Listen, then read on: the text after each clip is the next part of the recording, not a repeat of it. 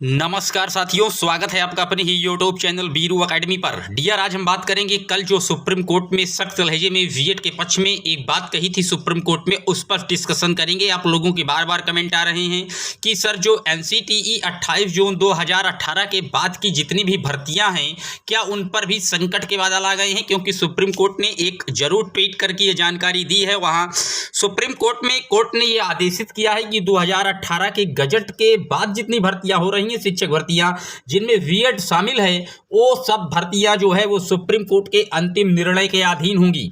अगर आप भी इस न्यूज से प्रभावित हैं और बीएड वर्सेस बीटीसी मुद्दे से प्रभावित हैं तो वीडियो पर अंत तक बने रहिएगा, एक एक पॉइंट आपका क्लियर होगा। चैनल पर पहली बार आए हैं इसी तरह की ऑथेंटिक अपडेट के लिए चैनल को सब्सक्राइब करके बेल आइकन ऑन कर दीजिए।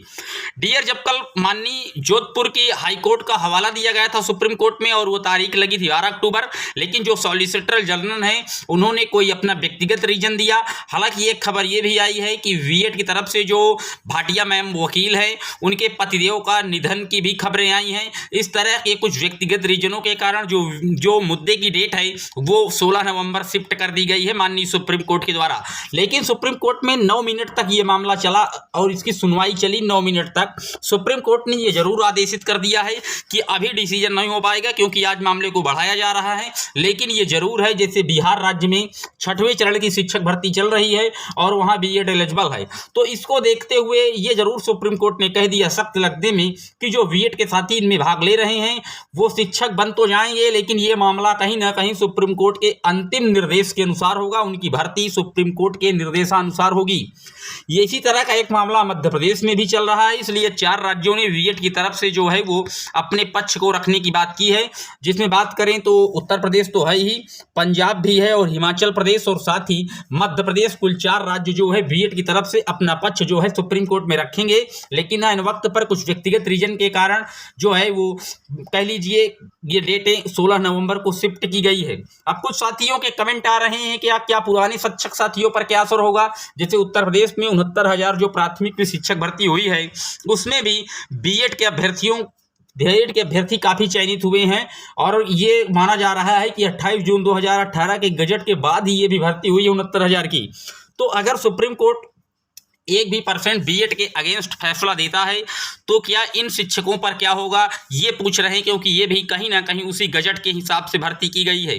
तो मैं आपको बता दूं, अगर बीएड के अगेंस्ट फैसला आता है तो फिर इनको बचाने के लिए राज्य सरकार फिर पैरवी करेगी कि महोदय तब 28 जून का जो गजट था उस समय वो निरस्त नहीं था और उसके तत्काल बाद हमने ये भर्ती की और इस भर्ती को में चयनित हुए लगभग टीचर जो है वो 2 साल से ज़्यादा हो गए, जिनका वेतन, एरियर आदि सभी का भुगतान बराबर किया जा रहा है।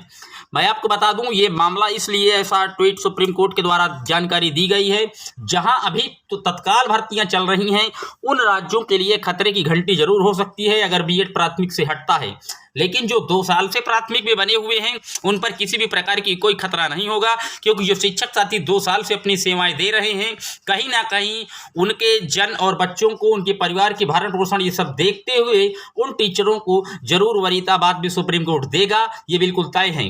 अब बात करेंगे कि क्या बीएड पर खतरे का संकट मंडरा रहा है। देखिए डियर, अभी कह पाना ये थोड़ा उचित नहीं है, लेकिन जिस तरह से सुप्रीम कोर्ट लगातार बीएड के अगेंस्ट में बातें कर रहा है, चाहे वो यूपीटीईटी का मामला रहा हो उत्तर प्रदेश में, अभी तक उस पर स्टे नहीं दे पाया, यानी कि वो बिल्कुल पूरी तरीके से रोक लगा रखी है टेट के परिणाम में।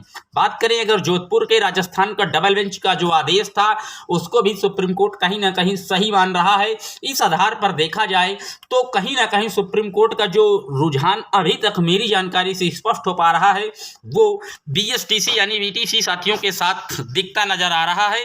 हालांकि बीएड के साथ पूरी तरीके से एमएचआरडी शिक्षा मंत्रालय लग गया है और एनसीटीई जबरदस्त तरीके से साथ खड़ा है। अगर बात की जाए उत्तर प्रदेश सरकार बीएड के साथ खड़ी है, क्योंकि 4 स्टेट ऐसे हैं जिन्होंने बीएड के पक्ष में समर्थन की बात की है, उसमें उत्तर प्रदेश है, मध्य प्रदेश है, हिमाचल प्रदेश है और पंजाब है, जिन्होंने बीएड की तरफ से अपने आप कह सकते हैं अटॉर्नी जनरल को भी उतारने की बात की है। इस मुद्दे में अब जो भी कुछ होगा वो 16 नवंबर पर टिका हुआ है। क्या बीटीसी साथी आसानी तरीके से इस केस को जीत रहे हैं या बीएड प्राथमिक में बना रहेगा, इन सब मुद्दों पर अभी बात कह देना थोड़ा उचित नहीं है, लेकिन अभी बीएड प्राथमिक में पूरी तरीके से एलिजिबल है मेरे साथियों। अभी उस पर किसी भी प्रकार का कोई संकट दिखाई नहीं देता। हालांकि जिस तरीके से एनसीटी का गजट रद्द हुआ है जोधपुर की डबल बेंच या आप कह सकते हैं राजस्थान की हाई कोर्ट के द्वारा, तो ये एक कहीं ना कहीं खतरे की घंटी माना जा रहा है, क्योंकि जो गजट को राजस्थान की जोधपुर हाई कोर्ट के सामने एनसीटीई नहीं सच साबित कर पाई, उसी गजट को सुप्रीम कोर्ट में वो कैसे सच साबित कर ले जाएगी, सुप्रीम कोर्ट को कैसे संतुष्ट करेगी, ये एक देखने वाला बड़ा पॉइंट है।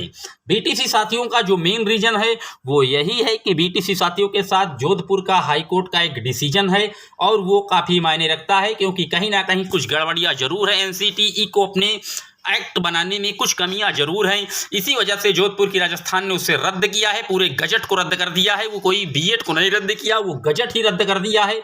जब गजट ही रद्द है एक राज्य के द्वारा, तो फिर वो गजट सुप्रीम कोर्ट में कैसे सही होगा, ये देखने वाली बात होगी। लेकिन अभी दोनों पक्ष पूरी तरीके से शिक्षक भर्ती में सम्मिलित हैं। आपकी क्या राय है कि किस तरीके से किसका पक्ष अभी भी मजबूत है और प्राथमिक लेवल पर किसका कब्जा होगा?